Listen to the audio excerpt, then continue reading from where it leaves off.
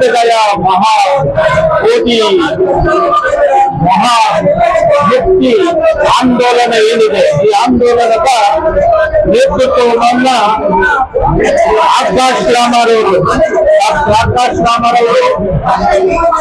ಮತ್ತೆ ಆರ್ಪಿಐನ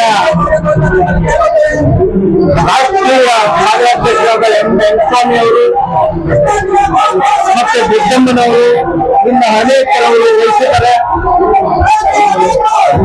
ಈ ಒಂದು ರಾಷ್ಟ್ರೀಯ ಆಂದೋಲನಕ್ಕೆ ಕರ್ನಾಟಕ ದಲಿತ ಸಂಘರ್ಷ ಸಮಿತಿ ಮತ್ತು ಆರ್ಪಿಐ ಸಂಪೂರ್ಣ ಬೆಂಬಲವನ್ನ ವ್ಯಕ್ತಪಡಿಸ್ತಾ ಇದೆ. ಹಾಗೆಯೇ ಈ ಆಂದೋಲನಕ್ಕೆ ನಾವು ಸಹಭಾಗಿತ್ವವಾಗಿ ಮೈಸೂರಲ್ಲಿ, ಬೆಳಗಾವಿಯಲ್ಲಿ, ಗುಲ್ಬರ್ಗದಲ್ಲಿ ಮತ್ತು ಬೆಂಗಳೂರಿನಲ್ಲೂ ಕೂಡ ಸಕ್ರಿಯವಾಗಿ ಪಾಲ್ಗೊಂಡಿದ್ದೇವೆ. ಈ ಒಂದು ಕಾರ್ಯಕ್ರಮ ದಿಲ್ಲಿಯಲ್ಲೂ ಕೂಡ ಜಂತರ್ ಮಂತರಲ್ಲಿ ಭಾರಿ ದೊಡ್ಡ ಆಂದೋಲನವಾಗಿ ಕಳೆದ ತಿಂಗಳ 24-25ರಲ್ಲಿ ನಡೆಯಿತು.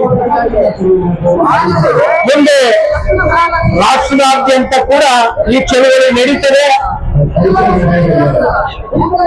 ಏನು ಬುದ್ಧಗಯಾದ ಬಿಟಿ ಕಾಯ್ದೆ 1949ರ ಬಿಟಿ ಕಾಯ್ದೆ ಏನಿದೆ, ಈ ಬಿಟಿ ಕಾಯ್ದೆ ಕೂಡಲೇ ರದ್ದಾಗಬೇಕು. ಸಂವಿಧಾನ ಜಾರಿ ಆಗಿ 1950ರಲ್ಲಿ ಆದ್ರೂ ಕೂಡ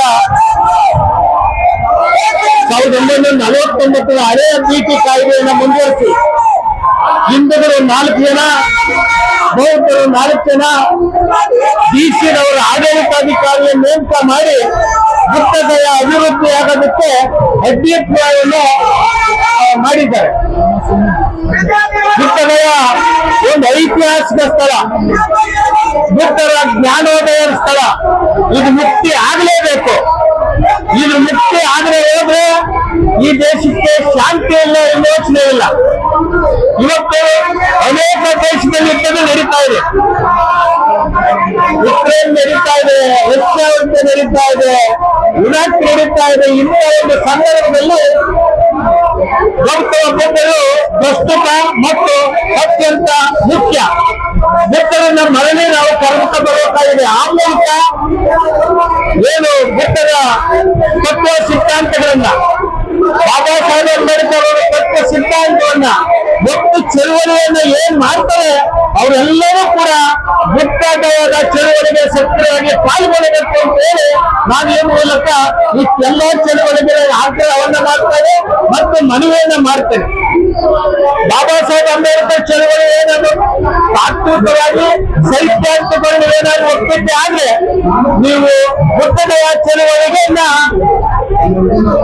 ಹೆಚ್ಚು ಆಂದೋಲನ ಮಾಡೋದಕ್ಕೆ ಪಾಲ್ಗೊಳ್ಳಬೇಕು. ಆ ಮೂಲಕ ಬಾಬಾ ಸಾಹೇಬ್ ಅಂಬೇಡ್ಕರ್ ಮತ್ತು ಬುದ್ಧರ ಋಣವನ್ನ ತೀರಿಸಬೇಕು ಅಂತ ಈ ಮೂಲಕ ಇರೋದ್ರ ಮೂಲಕ ಈ ದೇಶದಲ್ಲಿ ಕೋಮುವಾದ, ಜಾತಿವಾದ, ಅಶಾಂತಿ, ಅಸೌಹಾರ್ದತೆ ನಡೀತಾ ಇದೆ.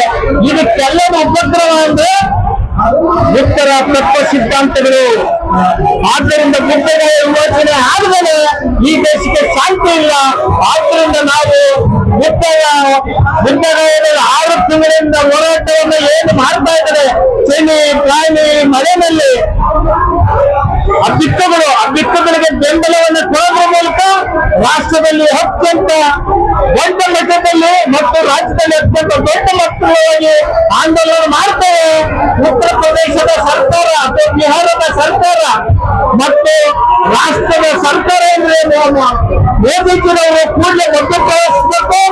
ಈ ಒಂದು ಮುಕ್ತಿಯನ್ನ ಮಾಡಬೇಕು. ಬುದ್ಧಗಯವನ್ನ ಸುಪ್ರೀಂ ಕೋರ್ಟ್ ಕೂಡಲೇ ಸುವರ್ಣ ಕೇಸನ್ನು ದಾಖಲಿಸಿಕೊಂಡು ಇದನ್ನ ಗಂಭೀರವಾಗಿ ಪರಿಗಣಿಸಿ ಬುದ್ಧಗಯವನ್ನ ವಿಮೋಚನೆ ಮಾಡಬೇಕು ಅಂತೇಳಿ ಈ ಮೂಲಕವನ್ನ ಆಗ್ರಹವನ್ನು ಮಾಡ್ತೇವೆ. ಜೈ ಭೀಮ್, ಜೈ ಭಾರತ್. ನಮ್ಮ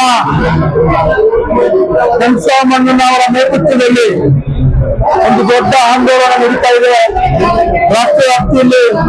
ಈಗಾಗಲೇ ದೆಹಲಿಯಲ್ಲಿ ಹೋಗಿ ಅಲ್ಲೂ ಒಂದು ಧರಣಿಯನ್ನ ಮಾಡಿ ಈ ಎಲ್ಲಾ ರಾಜ್ಯದಲ್ಲೂ ಕೂಡ ಮಾರ್ಕಂಡೇಯ ಕರ್ನಾಟಕದಲ್ಲೂ ಕೂಡ ಬಂದಿರ್ತಕ್ಕಂತಹ ನಮ್ಮ ಆಕಾಶ್ ರಾಮರ್ ಅವರು ಅವರ ನೇತೃತ್ವದಲ್ಲಿ ರಾಷ್ಟ್ರೀಯ ನೇತೃತ್ವದಲ್ಲಿ ನಡೀತಾ ಇರ್ತಕ್ಕಂಥ ಈ ಆಂದೋಲನಕ್ಕೆ ದಲಿತ ಸೇನೆ ಮತ್ತೆ ಲೋಕ ಜನಶಕ್ತಿ ಪಾರ್ಟಿ ಎರಡೂ ಕೂಡ ಬೆಂಬಲವನ್ನ ವ್ಯಕ್ತಪಡಿಸುತ್ತಾ ಇವತ್ತೇನು 1949 ಆಕ್ಟ್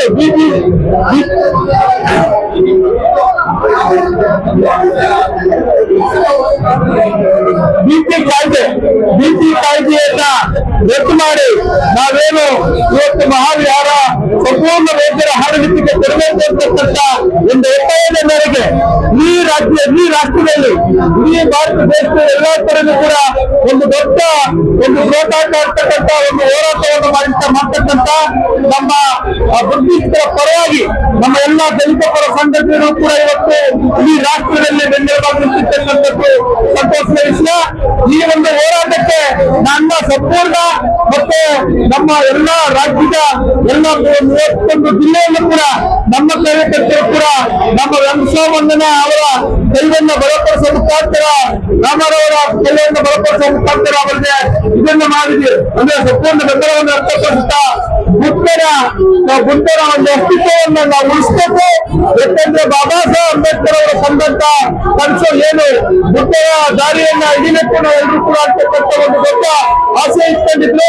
ಆ ನಿಟ್ಟಿನಲ್ಲಿ ನಾವೆಲ್ಲರೂ ಕೂಡ ಆ ದಾರಿ ಹೋಗ್ಬೇಕು ಅಂತಕ್ಕಂಥದ್ದನ್ನ ನಾವೆಲ್ಲರಿಗೂ ಜನರಿಗೆ ಪ್ರತಿನಿತ್ಯ ಜನರಿಗೆ ತಿಳಿಸಿ ನಾವು ಕೂಡ ಮಾರ್ಗವನ್ನು ಸಂಪಾದಿಸಿಕೊಂಡು ಹೋಗ್ಬೇಕು ಅಂತಕ್ಕಂಥದ್ದು ನಮ್ಮ ಮಹದಾಸೆಯಾಗಿದೆ. ಹಾಗಾಗಿ ಈ ಎಂದಿಗೂ ಕೂಡ ಬುದ್ಧನ ಮಾರ್ಗನೇ ನಮ್ಗೆ ಅಂತಿಮ ಮಾರ್ಗ ಅಂತಕ್ಕಂಥ ಒಂದು ಸೂತ್ರವನ್ನು ಇಟ್ಕೊಂಡು ನಾವು ಇನ್ನ ಮುಂದೆ ಅದೇ ಮಾರ್ಗದಲ್ಲಿ ಅದೇ ಬೆಂಬಲಿಸುತ್ತಾ ನಾವು ಹೋಗ್ಲಿಕ್ಕೆ ಇಷ್ಟಪಡ್ತೀವಿ. ಮತ್ತೆ ಮತ್ತೊಮ್ಮೆ ಎಲ್ರಿಗೂ ಕೂಡ ಜೈ ಭೀಮ್.